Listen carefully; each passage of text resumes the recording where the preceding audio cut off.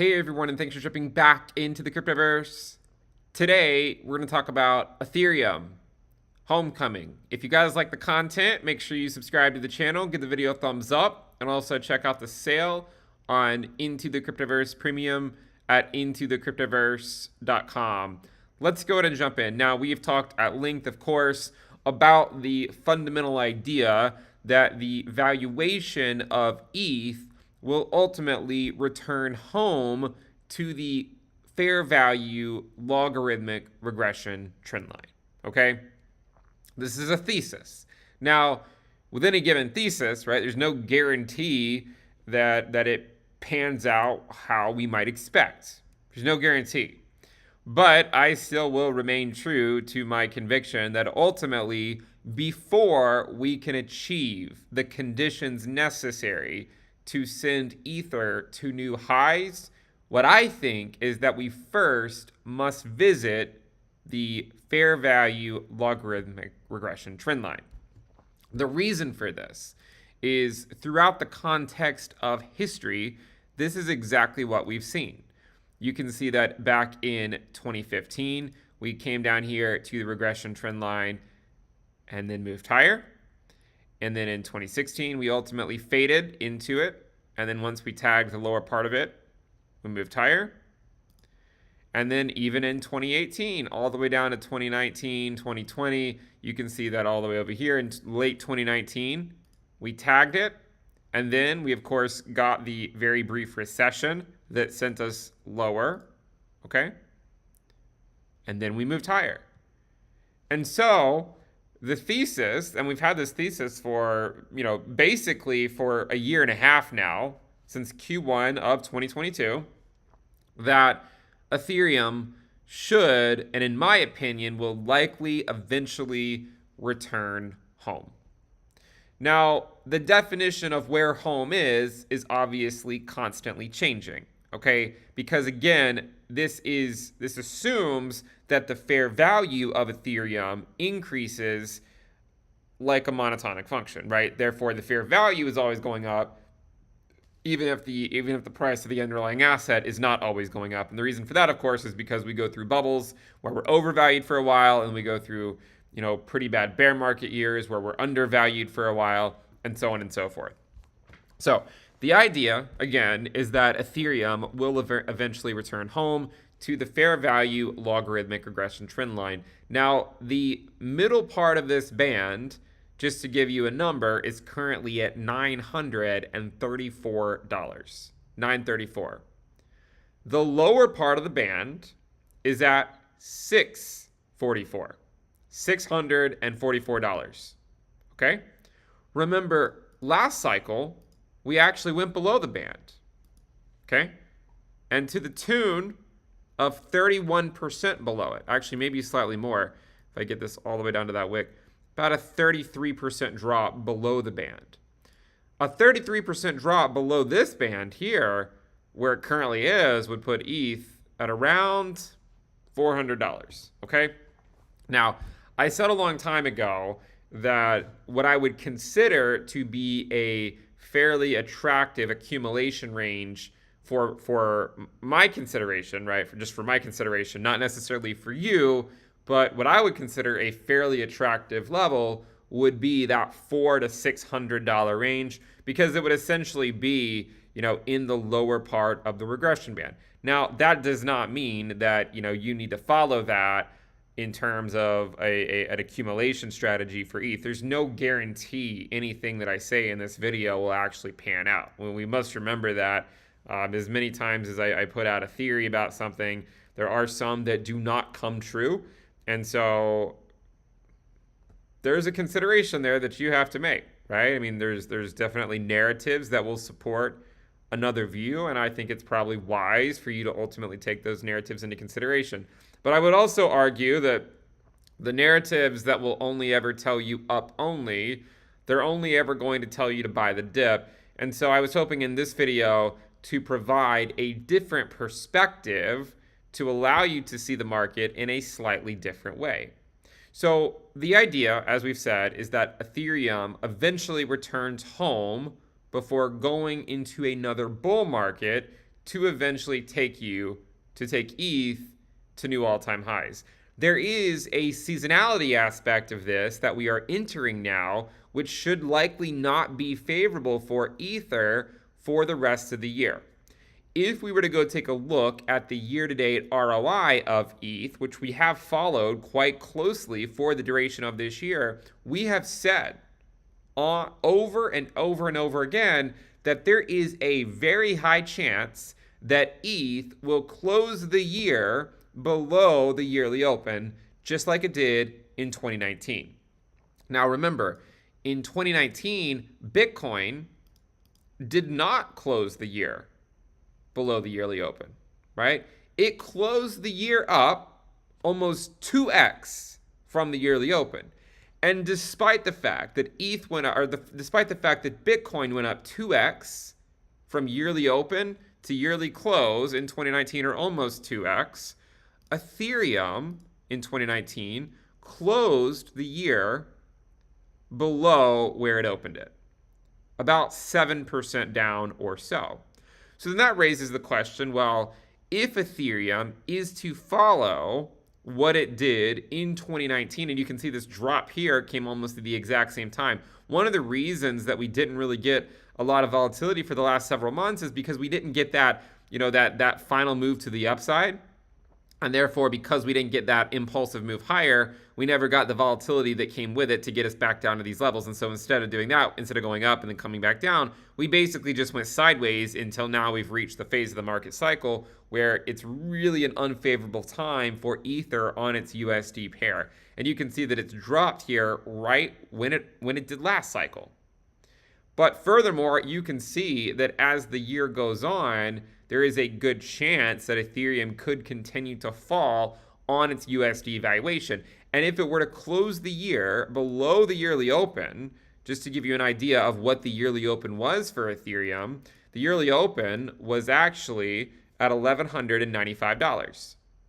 So the argument being that there is, in my opinion, a very high probability that ETH closes the year below its yearly open. Look at this 2019 candle. Look at it, right? It started off, we went up, and then ultimately we came back down, and it closed the year below the yearly open. Year-to-date ROI, right? You can see that it came down here and then moved a little bit back up, and then it also had faded here at the beginning of the year as well. But again, you can see that it was ultimately a red candle in 2019. And so if we were just to repeat the context of history, then ETH could easily go to the fair value logarithmic regression trend line. The upper part of the trend line is currently at $1,353, right? So it wouldn't even be that difficult for us to enter into the top part of this band. I mean, if you draw a trend line here, just sort of connecting the dots, you can see that if we just simply fade below this and get some type of capitulation here into the back part of the year, which I think is a high likelihood, then that gets you well into that regression band and it takes Ethereum home. And I think that, as investors, we must consider the downside risk, okay? As much as it'd be so much easier for me to just post bullish stuff all the time, believe me, I get a lot more views for sure, and I wouldn't get dunked on Twitter nearly as much. But what I found though, is that if you're bullish and you're wrong, a lot of people are much more forgiving. If you're bearish and you're wrong, you just get dunked on, right? I've experienced this many times. And of course, the definition of being wrong is up for debate. I mean, it's all a matter of time, what your time frame is as to whether you would perceive something as wrong or not. But there is still a high probability, in my opinion, right, that ETH capitulates below this and comes back into this level, just like it did last cycle, right? It's not like it's some huge conspiracy theory, right? It's exactly what it did last cycle, and it came back down. And if you were to look at monthly returns of Ether, let's go look at Ether first here. In 2019, you can see that there were some pretty negative months here for Ether in the back half of 2019. August was negative 21%.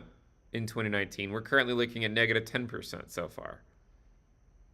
September and October weren't so bad for ETH. But then November was negative 17%, December negative 15%. 2020, we got a couple of green months and then negative 39%. I still think there is a lot of downside risk and we must be prepared for it. We still have to go through the uninversion of the yield curve. We still have to get to the point where the Fed is willing to pivot, and we just simply are not there at this time. You can also look at the Ether Bitcoin valuation and see that we're in very unfavorable territory right now on average for the Ether Bitcoin pair. And yes, August is up 0.5%, but you know that this stuff can change very quickly. Okay, so and we still have about a week and a half to go in the month. We'll see where it ends up closing, but we also know that the market can move incredibly quickly whenever it decides to move. So let's keep an eye on that. Something else that I think is at least worthwhile to keep in the back of your mind is that we've talked a lot about net liquidity, right? Net liquidity. And the idea is that it basically tracks just the balance sheet of the various central banks, including the United States, right? The Fed, Canada, Australia, New Zealand, China, and Japan, the ECB, and the United Kingdom. And it tracks all those and it subtracts out the TGA and the reverse repo. You get something that looks like this. Now, what's interesting with this chart is that it actually tracks, sorry, I need to clean this up a little bit. It actually tracks total 3 incredibly well. Okay, incredibly well. So let's go take a look. If you were to move this, and the total 3 does not include ETH, just as a reminder. Okay, so if you look at total 3, and you overlay total 3 here with net liquidity, you can see, right, I guess I need to make this log scale. You can see that it matches up pretty well, right? As excess liquidity goes down, so too does the altcoin market. Now, there's this idea that what if, and I know this is getting a little bit out there, so let's just take this one step at a time and not take it to the bank. But I want us to consider one thing, okay? One thing here. And that is what if you were to look at where the valuation of Ether was over here when net liquidity was at the same level that it's at today, okay? The valuation of ETH was around $400 to $500. $400 to $500 when net liquidity was this level in 2020. $400 to $500, which is equivalent to the 2019 high. That's a pretty big drop, okay? There's no guarantee we have to go that low. If you look at the context of history, you'll see that, there's times where net liquidity is low and all you have to do is see the money printers turn back on and the market will just shoot back up. So there's no guarantee the market goes on long enough to reach those valuations. But there is a possibility that Ethereum could fade back down to a double bottom at the very least, and I think a reasonable chance at a lower low. I think that there's a reasonable chance that ETH sees a lower low. And if that happens, I think it's worthwhile to be prepared. One interesting thing, and I've talked about this a few times, is if you go take a look at the NASDAQ. So let's pull up the NASDAQ. This is kind of one of those things where it's like, is it really worthwhile to make this comparison as closely as we're making it? Probably not. But I find it fascinating to some degree that the NASDAQ during the dot-com crash peaked at 4,800. The high, if you zoom in here, the high was right here, and it reached 4816. 4816. Ethereum peaked at 4867. The low for the NASDAQ occurred at 795. Ethereum's low so far is 880. So what if ETH were to go to around 795? That would put it 795 in the context of the lower logarithmic regression band. 795 would put you right around here. That's what the NASDAQ did. By the way, when the NASDAQ did that, it took a long time to see that play out. From the high, it took 133 weeks to see that devaluation. 133 weeks. From Ether's high, here, 133 weeks would put you, from this high right here, 133 weeks. Let me scroll over here. But 133 would put you all the way out in May of 2024. Now, I hope it doesn't take that long, right? I hope it doesn't take that long, because that's actually after the Bitcoin halving. And that wouldn't really be a whole lot of fun if things go south after the halving. But it's something that we, of course, have to consider. And hopefully, if we're going to go home, which I think we're going to do, hopefully it happens before the halving, right? For Bitcoin, of course. But again, I mean, this shows you that sometimes it takes a long time for the market to unwind. And, there's always a chance as well that you get some type of 2020 scenario where it's like basically a higher low. I mean, this was more or less a double bottom for ETH. I mean, the low over here was like, what, $80, and then the low over here was 89. I mean, it's more or less a double bottom. There's a chance that you could see something like that play out, where it falls back into that $800 to $900 range rather than going below $800.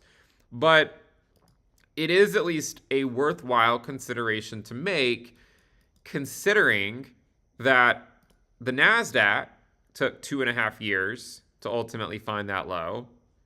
It's worthwhile to consider because in terms of seasonality, Ethereum is in unfavorable waters right now, and you can see that it's dropping the same time it did in 2019.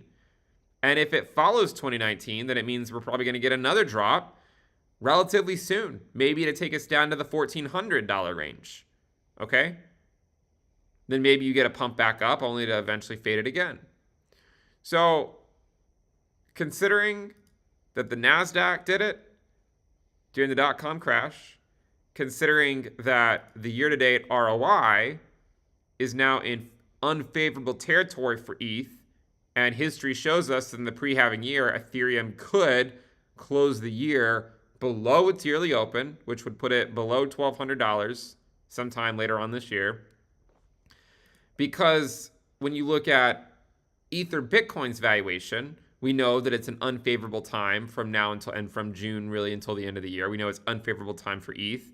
And when you go look at Bitcoin potentially here is in a downtrend, right? And we talked about this a long time, that normally it's the S&P 500 that knocks Bitcoin off of its 20-week SMA in August or September of the pre-election year, right? Remember that, right? The S&P 500, this correction here, just like in 2019, just like in 2015, just like in 2011, knocks Bitcoin off of its support level in August or September of the pre-halving year, right? Exhibit A, Exhibit B, Exhibit C, and now Exhibit D, right? Every August or September, we see Ether or see Bitcoin drop below its 20-week SMA and get a weekly close below it because of this seasonal correction by the S&P 500. The issue is that while the S&P could theoretically go higher eventually, even maybe later this year, Bitcoin, even in that environment where the S&P goes higher, would likely stay in a downtrend, because that's what happened in 2019 as well, right? Take a look at the S&P in 2019, and you can see that after this, after the S&P got this seasonal correction to drop Bitcoin below its 20-week, the S&P put in new highs, but Bitcoin just put in lower highs, right, and lower lows. And there's no guarantee that the S&P pushes higher if we end up getting a recession. So I would argue that Bitcoin has likely started its secondary scare. We did a video about that not too long ago, which involves a process that could last from anywhere to two weeks to like 6 months based on what history shows us. Okay, and again, I don't make it that be the range. That's just what we've previously seen, about 2 weeks to 6 months, and probably longer than 2 weeks. Maybe it doesn't have to be quite 6 months. But if Bitcoin is in a downtrend and Ether Bitcoin is not in favorable territory, that means that Ether has to go down faster than Bitcoin in that environment. And if Ether goes, if Ethereum underperforms Bitcoin, but Bitcoin is going down, then of course that means that Ethereum is going down quicker. And you can see exactly how it might play out. So yes, I know I'm stubborn about this, but I've been stubborn about a lot of things this cycle, and a lot of them, not all of them, but a lot of them have ultimately come to pass, right? Altcoins have ultimately pushed lower. The dominance of Bitcoin, I know it's on a pullback right now, but it has gone up a lot over the last year or two. We've seen altcoins against Bitcoin drop down. I've argued with countless people on Twitter about the Ether Bitcoin valuation, but there's still no denying the fact that this is just a series of lower highs and lower lows. Okay, and that's all it's been all year, and really since the merge, and really since December 2021, and really since 2017. Lower highs. Also gotten some higher lows as well. But I still would contend that whether you want to point towards, if you want to be optimistic and point towards the higher lows, you're still likely going to see this fall back in and then be a higher low from there, right? If you want to be optimistic about it being a higher low, there's always a chance that it's turned into an oscillator as well.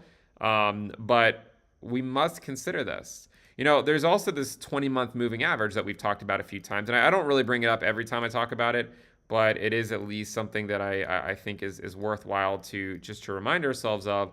Is this 20-month SMA?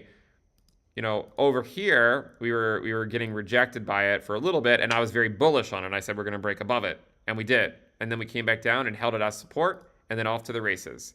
Now it's the opposite. We break down, back test it as resistance, and then we go this way. And if that occurs in a Bitcoin USD downtrend, then that means Ethereum's capitulating. And if Ethereum capitulates, that means Ethereum is likely heading home. Homecoming. And hopefully it comes home soon, because I'm running out of titles here to call this. If you look at the bull market support band, which is the 20-week SMA, the 21-week EMA, you can see that Ethereum dropped below it around this July-August timeframe in 2019. And again, here, this July-August timeframe. I mean, if you zoom in, you can see that we were already getting weekly closes below the 20-week moving average, right? We had a weekly close right here below the 20-week SMA, a weekly close right here below the 20-week SMA. Both of them, though, were above the 21-week EMA. This one has, a good chance of closing below the 20-week SMA unless there's some type of sizable rally between now and the weekly close, although that doesn't seem like the most realistic or likely outcome. But again, anything's possible. So the cycle seems to be repeating, right? We seem to be fading at around the same time we did last cycle. Think about how many people have just been posting up only, and everything's just, they tell you that everything's bullish. And then when it drops, they just say buy the dip. But the issue is that and I've said this many times, in pre-halving years for Bitcoin, we go up long enough to lull the bulls into a false sense of security. I say this because I have fallen into it, not because I'm, trying to appear like I know it, like I know what has to happen. I've experienced it in prior cycles when I thought that I knew, that I thought that this was just ultimately bullish and was not going to come back down. And then we got wrecked, absolutely wrecked. So I say to you today, I come to you as humbly as I can because I have been wrecked in prior cycles because I thought the same thing that a lot of people have thought this cycle, right? Where people say new all-time highs are coming this year, and that this cycle is going to be different, and that the peak is going to come, a lot sooner. And then it doesn't. And then those calls just sort of fade into the depths of the cryptoverse as the people that buy the dip realize that buying the dip in the second half of the pre-halving year can take a lot longer to be profitable. It doesn't mean that it can't eventually be profitable. I mean, I am long-term bullish on ETH, believe it or not, though I know a lot of people might not believe that. But I just remember buying the dip over here, and we just watched it go lower and lower and lower and lower. And here's another interesting thing.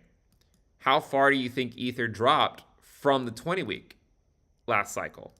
Not even from the peak of 2019, just from the 20-week. It fell 60%. A 60% drop from this 20-week would put you at $700, between $700 to $800. So, I think there's a chance that Ethereum does eventually go home, that it goes to, my guess is that we could see that $700 to $800 range. Worst case is that it goes a little bit lower than that. Worst case. That $400 to $600 range would likely be what I would consider to be an accumulation phase of a lifetime, if other conditions allow for me to call it that. It's possible that it could correspond to slightly higher prices as well, but it's all going to depend on how things unfold with the inverted yield curve, the Bitcoin dominance, the altcoin reckoning, etc. The other thing that I wanted to mention is if you look at total 2 minus USDT divided by Bitcoin, so this actually includes ETH. We've looked at total 3 minus USDT divided by Bitcoin. This one actually includes Ethereum. And you can see that it's basically just coming back up to the bull market support band, right? In this case, a bear market resistance band. And I would argue there's a good chance that it just simply gets rejected, right? We actually had a rally back over here that ultimately topped out around this level, around 0.87, 0.88, 0.89. We're currently at 0.87. Note that the 20-week estimated 21-week EMA is at 0.89 to 0.9. Which is interesting because that's the same level that we got rejected at over here before capitulating down to a new low. So I say, if this is coming, you better, it's best to be prepared for it. People can mock the views all they want to, but a lot of times what I find is that people like to dunk on the views, and then when, are on the views that I have, and then oftentimes we've seen it play out, especially with the altcoin market over the last 18 months, and then they just say buy the dip again, right? How long? The issue is that people just buy the dip and they keep doing it, and then they run out of money. And then they end up having to capitulate because they can't afford their, some living expenses, and they end up capitulating the bottom. So you have to be careful with the buy the dip strategy, especially in the altcoin market. With Bitcoin and Ethereum, it has been a generally good play over the long haul. With the altcoin market, it's really hit or miss. So at least do consider that. I think that is mostly covered what I wanted to talk about in this video. My general view is that Ethereum is heading home. $700-800 seems like a reasonable area. $400 to $600 is really that sweet spot. It would provide a lot of value if we went to that region, and we'll take it, we'll take it one day at a time. I can't possibly know exactly how low it will go, but I do think we have entered into the season.